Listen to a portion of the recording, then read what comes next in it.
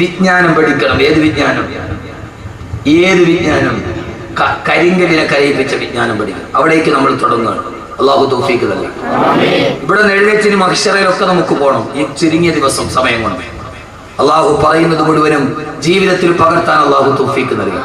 അല്ലാതെ എന്തെങ്കിലും പറഞ്ഞിട്ട് പോകാൻ ഞാൻ വന്നതല്ല. പഠിക്കണം. ഇന്ന് നമ്മുടെ ലക്ഷ്യം തെറ്റിപ്പോയി. ദറസിന്റെ പടിവാതിലുകൾ അടയ്ക്കപ്പെട്ടു. എന്തുകൊണ്ടെന്ന് ചോദിച്ചാൽ യൂറോപ്പിനെ നമ്മൾ സ്വീകരിച്ചു. നമ്മളെ വിട്ടു. യൂറോപ്പ് മതി, പടിഞ്ഞാറ് മതി എന്നൊരു ചിന്ത നമുക്കുണ്ടായി. മക്കളെ UK വിട്ട് പഠിപ്പിച്ചാൽ അവൻ ഏറ്റവും നല്ലവനാണ്, അവൻ ആഖിറത്തിൽ പ്രയോജനപ്പെട്ടു എന്ന് നമ്മൾ കരുതി. നിങ്ങൾ ഈ കണിയാപുരം മുതൽ കഴക്കൂട്ടം വരെ ഏത് സ്ഥലത്തും നിങ്ങളൊരു 2 പരസ്യമാണ് ഏറ്റവും കൂടുതൽ. 2 പരസ്യം. കണിയാപുരത്ത് നിങ്ങൾ പോയാൽ അവിടെ കാണുന്ന ഏറ്റവും വലിയ പരസ്യം ഏതാ? മലേഷ്യൻ ഗോൾഡ് സൂക്കിന്റെ എന്റെ വലിയ ഹബീബാണ് അദ്ദേഹം. അദ്ദേഹത്തിന് അനുജന്റെ മോളെ വിവാഹം കഴിച്ചിരിക്കുന്ന എന്റെ ഏറ്റവും അടുത്ത സുഹൃത്താണ്. അള്ളാഹു നല്ല ബർക്കത്ത് കൊടുക്കട്ടെ. മലേഷ്യൻ ഗോൾഡ് സൂക്കിന്റെ പരസ്യം നമ്മൾ കാണും. പക്ഷെ അതിനേക്കാൾ കൂടുതൽ കണിയാപുരം മുതൽ കഴക്കൂട്ടം വരെ പോയാൽ അല്ലെങ്കിൽ തിരുവനന്തപുരം വരെ പോയാൽ ഏത് ഇലക്ട്രിക് പോസ്റ്റിലും 2 പരസ്യമാണ് കൂടുതൽ. ഒന്ന്, UK പഠിക്കാൻ അവസരം. മക്കളെ നമ്മൾ UK വിട്ടു. ഒന്നേതാ? UK പഠിക്കാൻ അവസരം. രണ്ടാമത്തെ ഏറ്റവും കൂടുതൽ പരസ്യമുള്ളത് മൂലക്കുരു ഓപ്പറേഷൻ ഇല്ലാതെ സുഖപ്പെടുത്തും. ഈ 2 പരസ്യമാണ്. അല്ലേ? ആണോ? അല്ലേ? നിങ്ങളെല്ലാന്ന് പറയും. ഞാൻ കാണിച്ചു തരാം. കാരണം ഇത് 2 പോലെ അവിടെ പോയി പഠിച്ച പിന്നെ ഇത് വന്നേ പറ്റും. ഈ 2 പരസ്യമാണ് കേരളത്തിൽ ഏറ്റവും കൂടുതൽ ഇപ്പോൾ. ഒന്ന് UK പഠിക്കാൻ അവസരം, 2 മൂലക്കുരു ഓപ്പറേഷൻ ഇല്ലാതെ സുഖപ്പെടുത്തും. നമ്മുടെ മക്കൾ UK പോയാലെന്ന് കരുതി എന്തുകൊണ്ട് നാളെ ഖബറിൽ നിന്റെ മക്കളുമായി നിനക്ക് സല്ലപിക്കാൻ കഴിയണമെങ്കിൽ ആ ഭാഗത്തേക്ക് നിന്റെ മക്കളെ പഠിപ്പിക്കാൻ നിനക്ക് കഴിയേണ്ടതുണ്ട്. അള്ളാഹുവിനാക്കി തരുമാറാകട്ടെ. നമ്മൾ മക്കളെ UK വിട്ട് പഠിപ്പിക്കുക.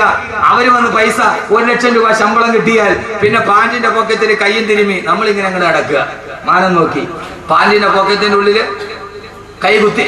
എടാ പച്ചപ്പൊട്ട, ഈ പാന്റിന്റെ പോക്കറ്റിൽ നീ കൈയിടുന്നെന്തിന്? ഈ പാന്റിന്റെ പോക്കറ്റിൽ അത് യൂറോപ്പിന്റെ സംസ്കാരമാണ്. അത് ബ്രിട്ടനിലാണ്. അവിടെ തണുപ്പ് കൂടുതലാണ്. അതുകൊണ്ട് ആളുകൾ തണുക്കാതിരിക്കാൻ കൈ പാന്റിന്റെ പോക്കറ്റിൽ ഇടും. നമ്മളതും ഫാഷനാണ്. നമുക്ക് ജോലി എന്താ? നമ്മളൊന്നും ചെയ്യില്ല. നമ്മൾ പാന്റിന്റെ ഉള്ളിൽ പോക്കറ്റ് കൈമ്മ ഇട്ടിട്ട് നമ്മൾ ഇങ്ങനെ വന്ന എവിടെയും വന്നൊക്കെ പള്ളിയുടെ മുമ്പിലോ ഈ കൊള്ള എന്തുണ്ടേ?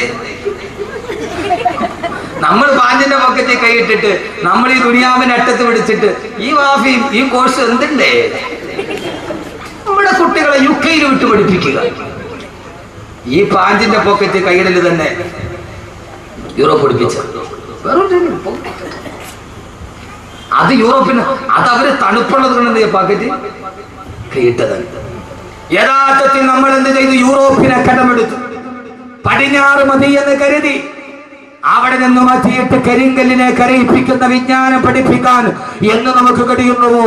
അന്നല്ലാതെ മരണം ജീവിതത്തിന്റെ തുടക്കമാവില്ല. അങ്ങനെ പഠിപ്പിക്കാത്തവന് മരണം ജീവിതത്തിന്റെ അവസാനമാണ്. അവന് പിന്നീടില്ല. അള്ളാഹു നമ്മൾ അതിൽ നിന്ന് കാത്തിരക്ഷിക്കട്ടെ. നമ്മൾ എന്ത് ചെയ്യണം? യൂറോപ്പ് എന്ന് പറഞ്ഞാൽ എന്താ? യൂറോപ്പ് പച്ച വ്യഭിചാരം പഠിപ്പിച്ച നാട്. ഏത് യൂറോപ്പ് എന്ന് പറഞ്ഞാൽ എന്താ? പ്രശസ്തനായ ഒരു എഴുത്തുകാരനുണ്ട് കേരളത്തിൽ, രാമു കരിയാട്ട്. അറിയോ രാമു കരിയാട്ടിനെ? അറിയില്ല. നിങ്ങൾ ഇങ്ങനെ ഈ ചന്തയിൽ നിന്ന് കിട്ടുന്ന ഈ പൊടിമീൻ നിന്നിട്ട് നിങ്ങൾ നടന്നാൽ മതി. നിങ്ങൾക്ക് ദുനിയാ പറഞ്ഞോളാം മനുഷ്യന്മാര്. പ്രശസ്തനായ എഴുത്തുകാരനാണ് രാമു കരിയാട്ട്. ഈ ഒന്നുകൂടി പറഞ്ഞാൽ ചെമ്മീന്റെ സംവിധായകൻ. വലിയാരെ കണ്ടോന്ന് ഇപ്പൊ ചോദിക്കും. നമുക്ക് നേരെ ബുദ്ധി അങ്ങനെ പോകും. എൻ്റെ വായനയുടെ ലോകം വിശാലമാണ്. നിങ്ങൾ കരുതുന്നതിനൊക്കെ അപ്പുറത്താണ് എൻ്റെ വായനയുടെ ലോകം. ഞാൻ ഇത് മാത്രം വായിക്കുന്ന ഒരാളല്ല. എൻ്റെ വായനയുടെ ലോകം നിങ്ങളൊക്കെ കരുതുന്നതിന് അങ്ങേ അപ്പുറത്താണ്. വൈക്കം മുഹമ്മദ് ബഷീറിൻ്റെ കഥയൊക്കെ ഞാൻ 4 പ്രാവശ്യം വായിച്ചിട്ടുണ്ട്. എൻ്റെ ജോലിയെ വായന എൻ്റെ വായനയുടെ ലോകം നിങ്ങൾ ഉദ്ദേശിച്ച അങ്ങനെ ഒരു മൂല്യാനല്ലേ? എല്ലാം വായിക്കും. എന്നാലേ ഈ ലോകത്ത് ദൈവത്ത് നടക്കും. എന്നാലേ ഈ ലോകത്തിന് ദൈവത്ത് നടക്കൂ. എന്റെ പ്രിയപ്പെട്ട സഹോദരങ്ങളെ, ലോകം വളർന്നനുസരിച്ച് നമ്മുടെ പ്രബോധനവും പോകേണ്ടതുണ്ട്. രാമു കാര്യമായിട്ട് ലണ്ടനിൽ പോയി. ലണ്ടനിൽ പോയപ്പോ സായിപ്പിന്റെ അതിഥിയായിട്ട് താമസിച്ചു. ആ സമയത്ത് ഭയങ്കര തണുപ്പ്. സായിപ്പ് മദാമയും കൂടെ തീ കത്തിച്ചു. സായിപ്പ് മദാമയും രാമു കാര്യമായിട്ട് കൂടെ തീ കായായിരിക്കുക. അപ്പോ മദാമ് പറഞ്ഞു സായിപ്പിനോട്, സായിപ്പേ എനിക്ക് വല്ലാതെ തണുക്കുന്നു, നിങ്ങൾ എന്നെ ഒന്ന് ചേർത്ത് പിടിക്കാൻ പറഞ്ഞു. അപ്പോ സായിപ്പ് പറഞ്ഞു മദാമയോട്, എനിക്കിപ്പോ നിന്നെ ചേർത്ത് പിടിക്കാനുള്ള മൂടില്ല, രാമുവെ പറ്റുമെങ്കിൽ നീ ഒന്ന് ചേർത്ത് പിടിക്കാൻ. ഇതാണ് യൂറോപ്പ്. ഇതാണ് യൂറോപ്പ്. കിണിക്കണ ഇതാണ് യൂറോപ്പ്. യഥാർത്ഥത്തിൽ ഇത് മതി എന്ന് നമ്മൾ കരുതി. ആ സമയത്ത് എന്നോട് നിങ്ങൾക്കൊന്നും തോന്നരുത്. നിങ്ങൾ ടെക്നോ പാർക്കിന്റെ പരിസരം മുതൽ ഇങ്ങോട്ട് വരെ നടക്കും. സൗകര്യം കിട്ടുന്നവൻ ആരാണോ? എന്താ മനുഷ്യന്മാരെ നിങ്ങൾ എന്നെ തുറച്ചു നോക്കണത്? എന്താ നിങ്ങൾ എന്നെ തുറച്ചു നോക്കണത്? ധാർമ്മികത നഷ്ടപ്പെട്ടതുണ്ടായപ്പോ എല്ലാരെയും ഞാൻ കുറ്റപ്പെടുത്തുന്നില്ല. ടെക്നോ പാർക്കിൽ നിന്ന് വെള്ളിയാഴ്ച കൃത്യമായി എന്റെ ജുമയിൽ പങ്കെടുക്കാൻ വേണ്ടി വരുന്ന എത്രയോ ചെറുപ്പക്കാരുണ്ട്. ഞാൻ എല്ലാരെയും കുറ്റപ്പെടുത്തുന്നില്ല. ജുമയ്ക്ക് വേണ്ടി മാത്രം അവരെത്തുന്നവർ. സൗകര്യം കിട്ടുന്നത് എന്താണോ? പച്ച വ്യഭിചാരം. ആ വ്യഭിചാരത്തിന്റെ വിജ്ഞാനത്തിലേക്ക് നമ്മുടെ തലമുറയെ നമ്മൾ പറഞ്ഞു വിട്ടപ്പോ, ടെറസിന്റെ പടിവാതിൽ അടിച്ചു കളഞ്ഞപ്പോ എന്റെ പ്രിയപ്പെട്ട ചെറുപ്പക്കാരായ യൂറോപ്പിന്റെ പച്ച വ്യഭിചാരം ഏത് വ്യഭിചാരമാ? അർജന്റീനയിലെ ലോകകപ്പിന്റെ ഏറ്റവും വലിയ ഫുട്ബോളറായ ലയണൽ മെസ്സിയെ താരാരാധന നടത്തുന്ന എന്റെ പ്രിയപ്പെട്ട ചെറുപ്പക്കാരാ, ആരാ ലയണൽ മെസ്സി? ആരാ? പച്ച വ്യഭിചാരിയല്ലേ? ആരാ മെസ്സി? ആരാ? പച്ച വ്യഭിചാരിയല്ലേ? ചെറുപ്പക്കാരാ, ലയണൽ മെസ്സിയുടെ ചിത്രവും ടീഷർട്ടിൽ ചേർത്ത് നടക്കുന്ന എന്റെ പ്രിയപ്പെട്ട ചെറുപ്പക്കാരാ, ആരാ മെസ്സി എന്നറിയോ? പച്ച വ്യഭിചാരി. കഴിഞ്ഞ ലോകകപ്പിന് അർജന്റീന തോറ്റ് കഴിഞ്ഞപ്പോ, തോറ്റെന്ന് പറഞ്ഞാൽ അന്തം വിട്ട തോക്കല് തോറ്റപ്പോ, എതിരില്ലാത്ത 4 ഗോളിന് അർജന്റീന തോറ്റു. പിറ്റേ ദിവസം രാവിലെ തന്റെ കാമുകിയുടെ കൈ പിടിച്ചിട്ട് ഹവായ് ദ്വീപിലേക്ക് മെസ്സി ആഘോഷിക്കാൻ പോവുകയാ. എയർപോർട്ടിൽ വെച്ച് തന്റെ അരക്കി പോട്ട് വസ്ത്രമില്ലാത്ത കാമുകിയുടെ കയ്യിൽ പിടിച്ച് ഫോട്ടോയ്ക്ക് പോസ്റ്റ് ചെയ്തപ്പോ, ആരാ മോനെ? ഒരാള് വ്യഭിചരിക്കാൻ പോയാൽ തന്നെ ആരും അറിയാതെ പോകരാ പതിവ്. പക്ഷേ ഞാൻ വ്യഭിചരിക്കാൻ പോവുകയാണെന്ന് കാമുകിയുടെ തോളത്തെ കയ്യിലിട്ടിട്ട് എയർപോർട്ടിൽ വെച്ച് ഫോട്ടോയ്ക്ക് പോസ്റ്റ് ചെയ്ത പച്ച വ്യഭിചാരിയായ മെസ്സിയുടെ സംസ്കാരം, ആ സംസ്കാരം പഠിപ്പിച്ചു നമ്മുടെ മക്കളെ. ഇസ്ലാമിന്റെ യൂറോപ്പിന്റെ സംസ്കാരം പഠിപ്പിച്ചപ്പോ യഥാർത്ഥത്തിൽ മുസ്ലിം ലോകത്തിന് വന്നത് ഇതാണ്. അതല്ല എന്റെ പ്രിയപ്പെട്ട ചെറുപ്പക്കാരാ, എന്റെ പ്രിയപ്പെട്ട സഹോദരങ്ങളോട് ഞാൻ പറയുകയാ, ഏത് വിജ്ഞാനമാ പഠിപ്പിക്കേണ്ടത്? യുകെയിലെ അവസരമല്ല. കരിങ്കല്ലിനെ കരയിപ്പിച്ച വിജ്ഞാനം പഠിപ്പിച്ചു കൊടുക്കണം. കരിങ്കല്ലിനെ കരയിപ്പിച്ച വിജ്ഞാനം പഠിപ്പിക്കണം. ഏടാ കരിങ്കല്ലിനെ പഠിപ്പിച്ച വിജ്ഞാനമേടാ? കൊടുങ്കാട്ടിലൂടെ നടന്നു പോകുമ്പോ റൂഹുമാഹിയുടെ മുമ്പിൽ ഇരുന്നിട്ടൊരു കരിങ്കല്ല് പൊട്ടിക്കരഞ്ഞില്ല മുഅ്മിനീങ്ങളെ? ഒരു കരിങ്കല്ല് ഇരുന്നിട്ട് പൊട്ടിക്കരയുകയാ. ഈസാ നബി അലൈഹി സ്വലാത്തു വസ്സലാം ചോദിച്ചു, കരിങ്കല്ലേ എന്തിനാണ് കരയുന്നതെന്ന് ചോദിച്ചപ്പോ, ആ സമയത്താണ് കണ്ണുനീരിട്ട് വീണ കരിങ്കല്ല് പറഞ്ഞത്, പ്രിയപ്പെട്ട ചെറുപ്പക്കാരെ അറിയുക, ഇത് നിരർത്ഥക പാഠത്തിന്റെ പാഠമല്ല. ഈ കാണുന്ന കരിങ്കല്ല് പൊട്ടിക്കരഞ്ഞവത്രേ. കരിങ്കല്ലിന്റെ കണ്ണിലൂടെ കണ്ണുനീര് തടം തല്ലി ആ തൊഴുത്തുവത്രേ. റൂഹുല്ലാഹി ഈസാ നബി ചോദിച്ചു, കരിങ്കല്ലേ എന്തിനാണ് കരയുന്നതെന്ന് ചോദിച്ചപ്പോ, ആ സമയത്താണ് കരിങ്കല്ല് പറഞ്ഞത്, അൽഹമനി റബ്ബി വഖൂദുഹ അന്നാസു വൽ ഹിജാറ. എന്റെ അല്ലാഹു എനിക്ക് അറിയിപ്പിച്ചു തന്നു, നാളെ നരകത്തിൽ തീ പിടിപ്പിക്കാൻ ഉപയോഗിക്കുന്നത് കരിങ്കല്ലിനെയാണ്.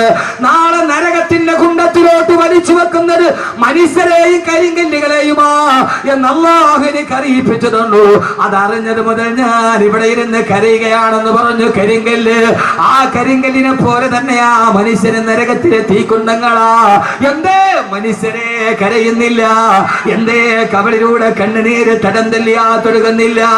എന്റെ അല്ല എന്നോട് പറഞ്ഞു, നാളെ നരകത്തിൽ കത്തിക്കപ്പെടുമല്ലോ എന്നോത്തിട്ട് വടിയരികിരുന്ന് കരിങ്കല്ല് കരയുന്നത് കണ്ടപ്പോ, അവിടെ ഇരുന്നു കൊണ്ട് ഈസാ നബി കരിങ്കല്ലിന്റെ കരച്ചിൽ കണ്ടപ്പോ ഈസാ നബി അല്ലാഹുവോട് ദുആ ചെയ്തു, അല്ലാഹുവേ അല്ലാഹുവേ അല്ലാഹുവേ, ഈ കരിങ്കല്ലിന്റെ കരച്ചിൽ കണ്ടിട്ട് സഹിക്കുന്നില്ല അല്ലാഹ്. ഇതിന് നീ എന്തെങ്കിലും ഒരു പരിഹാരം ഉണ്ടാക്കണം. അല്ലാഹു പറഞ്ഞു ഈസാ നബിയെ ആ കരിങ്കല്ലിനോട് പറയുക, അതിനെ മാത്രം ഞാൻ നരകത്തിലിടില്ലെന്ന്. ഈ ഭൂമി ലോകത്തിലെ മുഴുവൻ കരിങ്കല്ലുകളെ നരകത്തിലിട്ട് ആളിക്കത്തുമ്പോ ഈ കരിങ്കല്ലിനെ മാത്രം ഞാൻ നരകത്തിലിടുന്ന് പറയ ഈസാ നബി അലൈഹി സ്വലാത്തു വസ്സലാം ആ കരിങ്കല്ലിന്റെ അരികിൽ ഇരുന്നിട്ട് തടികി തലോടിയിട്ട് പറഞ്ഞു, കല്ലേ കരയണ്ട കല്ലേ, കല്ലേ കരയണ്ട കല്ലേ. ഇതേത് കഥയെന്നറിയോ? മനുഷ്യൻ കരിങ്കല്ലിനെ തടകി ആശ്വസിപ്പിച്ച കഥ. കേൾക്കുക സഹോദരങ്ങളെ, ആ കരിങ്കല്ലിനെ തടകി തലോടിയിട്ട് ഈസാ നബി പറഞ്ഞു അത്ര, കരിങ്കല്ലേ കരയണ്ട കല്ലേ, കരയണ്ട കല്ലേ, അല്ലാഹു നിന്നെ മാത്രം നരകത്തിൽ നിന്ന് മോചിപ്പിച്ചിരിക്കുകയാ. ഈസാ നബി നടന്നുപോയി. കുറെ മാസങ്ങൾക്ക് ശേഷം അതിപടി വരുമ്പോ പിന്നെയും ഈ കരിങ്കല്ലിരുന്ന് കരയുകയാണ്. ഈസാ നബി ചോദിച്ചു അത്ര, കരിങ്കല്ലേ എന്തിനാണ് ഇനിയും കരയുന്നതെന്ന് ചോദിച്ചപ്പോ കരിങ്കല്ല് പറഞ്ഞ മറുപടി, ഈസാ നബിയെ ആദ്യം ഞാൻ കരഞ്ഞത് ഖൗഫൻ ലിറബ്ബി, എന്റെ അല്ലാഹുവിന്റെ നരകത്തെ കുറിച്ചുള്ള പേടി കൊണ്ടാ.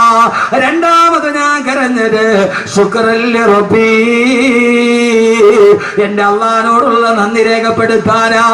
എല്ലാ കല്ലുകളും നരകത്തിലോട്ട് വലിച്ചെറിയുമ്പോ എന്നെ മാത്രം നരകത്തിൽ നിന്ന് മോചനം നടത്തിയ എന്റെ റബ്ബിനോടുള്ള നന്ദി കാരണത്താലാണെന്ന് കരിങ്കല്ല് പോലും കരഞ്ഞു പോയെങ്കിൽ ഈ കരിങ്കല്ലിനെ കരയിപ്പിക്കുന്ന വിജ്ഞാനം പഠിക്കണം. ഈ കരിങ്കലിനെ കരയിപ്പിക്കുന്ന വിജ്ഞാനം പഠിക്കണം. ആ വിജ്ഞാനമാണ് എന്റെ മോനെ, റൂഹെന്ന് നിന്റെ കയ്യിൽ നിന്ന് വിട്ടുപോയാൽ, ഈ ശരീരത്തിൽ നിന്ന് ആത്മാവ് പോയാൽ, കരിങ്കല്ലിനെ കരയിപ്പിച്ച വിജ്ഞാനം ഏതെന്നറിയോ?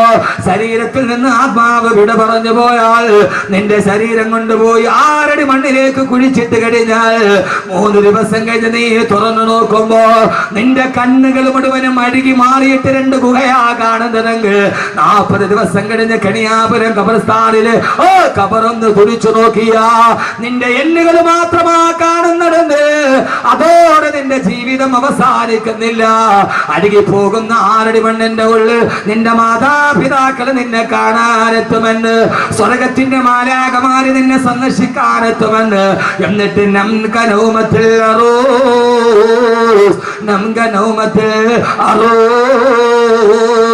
പുതുമണവാളൻ ഉറങ്ങുന്നത് പോലെ ഉറങ്ങിക്കൊള്ളുക എന്ന് സ്വർഗമാലാഖമാര് നിന്നോട് പറയുന്ന അല്ലാഹുവിന്റെ മലക്കുകളുടെ വചനം കേട്ട് 6 അടി മണ്ണിൽ നിനക്ക് മരന്ന് കിടക്കാൻ കഴിയുമെന്ന്, അത് പഠിക്കാൻ കഴിയുന്ന വിജ്ഞാനം പഠിക്കണം.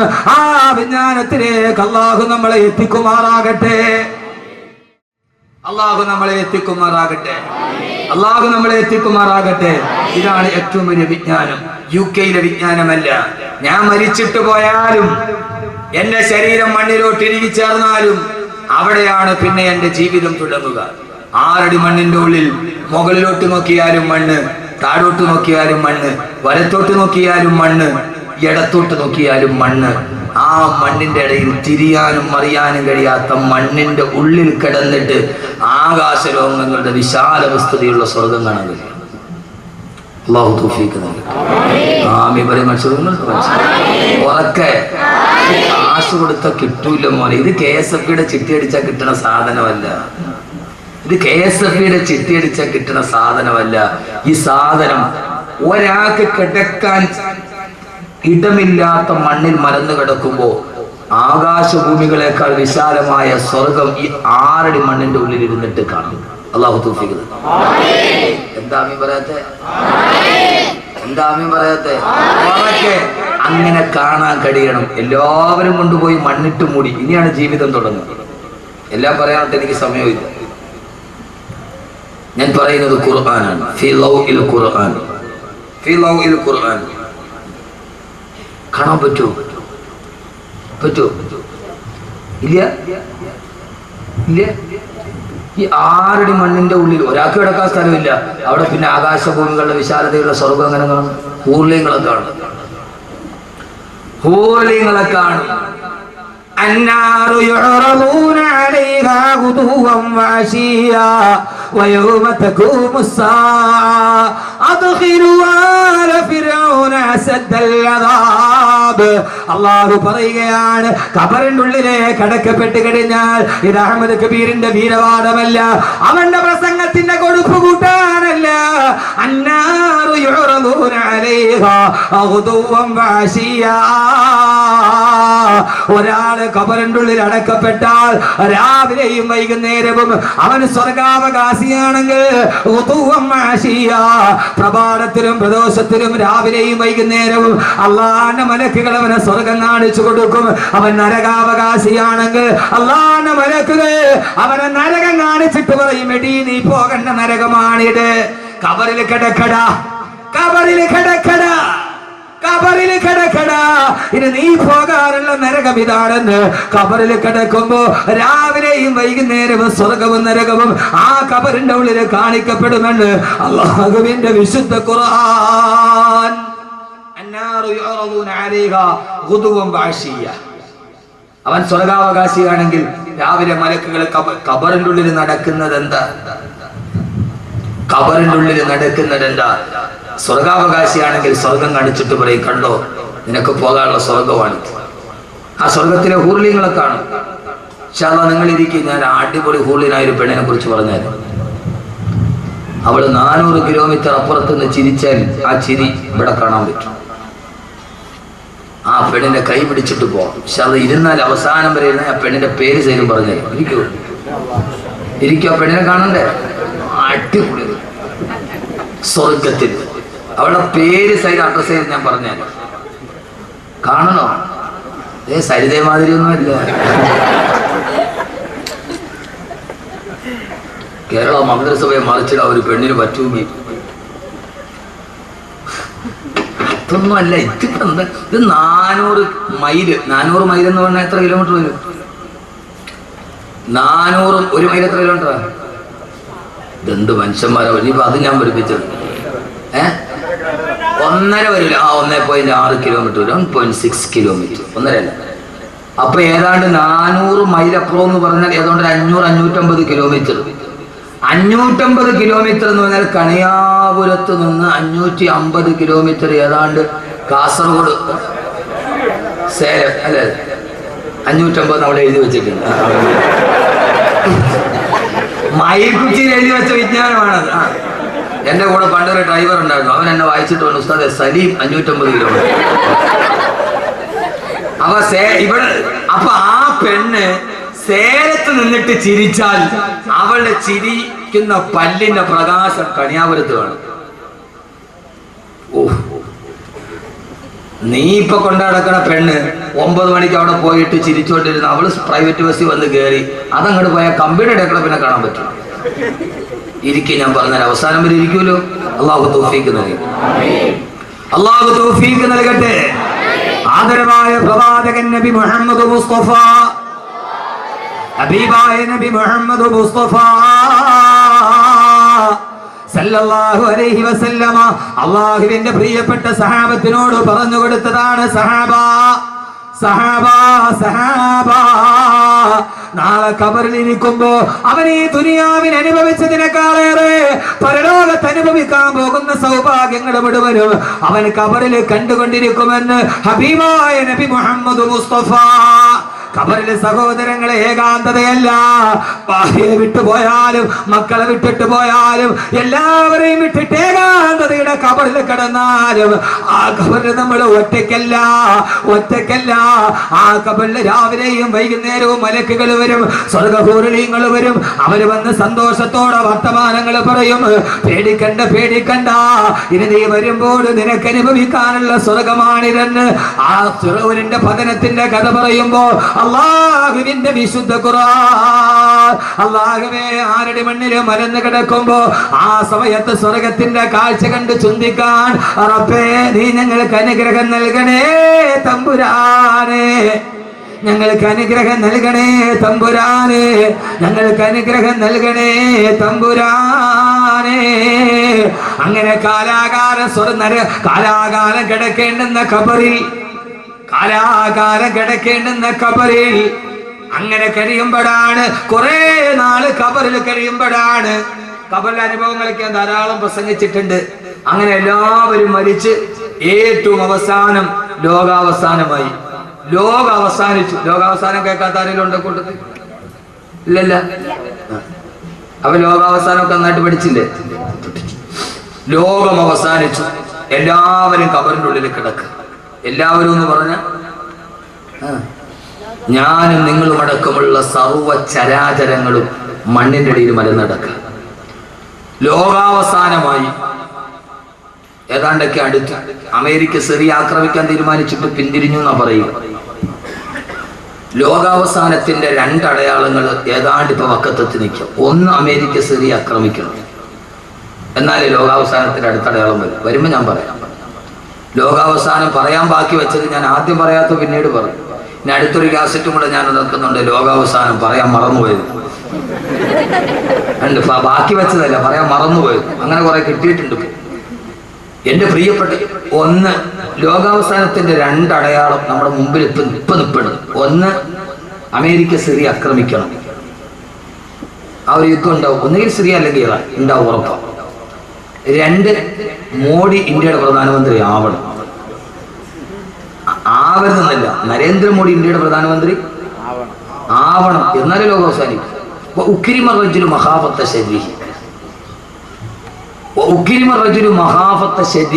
ഒരാളെ, ഒരു നേതാവിനെ ഭയന്നിട്ട് അയാളെ ബഹുമാനിക്കാൻ നമ്മൾ നിർബന്ധിതരാവുക, അത് ലോകാവസാനത്തിന്റെ അടയാളമാണെന്ന് നബി മുഹമ്മദ് മുസ്തഫ. മോഡി ഇന്ത്യയുടെ പ്രധാനമന്ത്രി ആയി എന്ന് കരുതുക. അയാൾ നമ്മുടെ നാട്ടിൽ വന്നാൽ പ്രോട്ടോകോൾ അനുസരിച്ചിട്ട് ഇന്ത്യൻ പ്രൈം മിനിസ്റ്റർ എന്ന രീതിയിൽ അയാൾ ബഹുമാനിക്കാൻ നമ്മൾ ബാധ്യസ്ഥരാണ്, നിർബന്ധിതരാണ്. ലോകം കണ്ട, ഹിറ്റ്ലർ കഴിഞ്ഞാൽ ലോകം കണ്ട ഏറ്റവും വലിയ ക്രൂരനായ മനുഷ്യൻ നരേന്ദ്രമോദി. ഹിറ്റ്ലർ കണ്ട, ഹിറ്റ്ലറിനേക്കാൾ വലിയ, ഹിറ്റ്ലറുടെ പ്രേതം ഇന്ത്യയിൽ വന്നതാണ് മോദി. ഹിറ്റ്ലറുടെ പ്രേതം ഇന്ത്യയിൽ വന്നതാണ് മോദി. ആ പ്രേതം കയറി കൂടിയ ശരീരമാണ് മോഡിയുടെ ശരീരം. അയാൾ പ്രധാനമന്ത്രി ആയാലേ ലോകാവസാനത്തിന്റെ അടയാളം. അവിടെ നിങ്ങൾ പേടിക്കണ്ട, നമ്മൾ പറഞ്ഞിടത്തേക്ക് കാര്യങ്ങൾ വരികയാണ്. നമ്മൾ പറഞ്ഞിടത്തേക്ക് മോഡി പ്രധാനമന്ത്രിയായി നോറ്റ് ഇന്ത്യയിൽ മുസ്ലിമീങ്ങൾ ആരും കുറഞ്ഞു പോകില്ല. ഫിറഔനിന്റെ കൊട്ടാരത്തിൽ ജനിച്ചവനാണ് മൂസ, ആ മൂസയുടെ അനുയായികളാണ്. ഫിറഔന്റെ ജനിച്ച ഉടനെ തല കൊയ്യാൻ പോയവന്റെ കൊട്ടാരത്തിൽ ജനിച്ച കരീമുല്ലാഹി മൂസാ നബിയുടെ ദീനാണ് നമ്മുടെ ദീൻ. അപ്പൊ അതുകൊണ്ട് അക്കാര്യത്തിലൊന്നും ആരും പേടിക്കേണ്ട ഒരു കാര്യമില്ല. ലോകാവസാനം ഏതായാലും ഉറപ്പാണ്. ഒരടയാളം ഞാൻ പറഞ്ഞുതരാം. പറഞ്ഞോ? അത് പറയാൻ മറന്നുപോയാലും പറയണം. ഒന്നുകൂടി പറയണോ? അമേരിക്കയുടെ സർവ്വ സേനാ ക്യാമ്പുകളും സൈനിക ക്യാമ്പുകളും ടൈഗ്രീസിന്റെയും യൂപ്രട്ടീസിന്റെയും തീരത്ത്. ഞാനത് അവനെ വെറുതെ പറഞ്ഞിട്ട് പോകാൻ വന്നതല്ല, വെറുതെ ചിരിച്ചു കളിച്ച് പോകാനാണെങ്കിലും ഓക്കെ. പക്ഷേ 2 മണിക്കൂർ കൊണ്ടൊരു മാറ്റം ഉണ്ടാവും. അമേരിക്കയുടെയും സഖ്യകക്ഷികളുടെയും സർവ്വ സൈനിക ക്യാമ്പുകളും യൂപ്രട്ടീസ് നദിയുടെയും ടൈഗ്രീസ് നദിയുടെയും തീരത്താണ്. പെണ്ണാങ്കോല മനസ്സിലാവുന്നുണ്ടോ? എന്ത് യൂപ്രട്ടീസ്?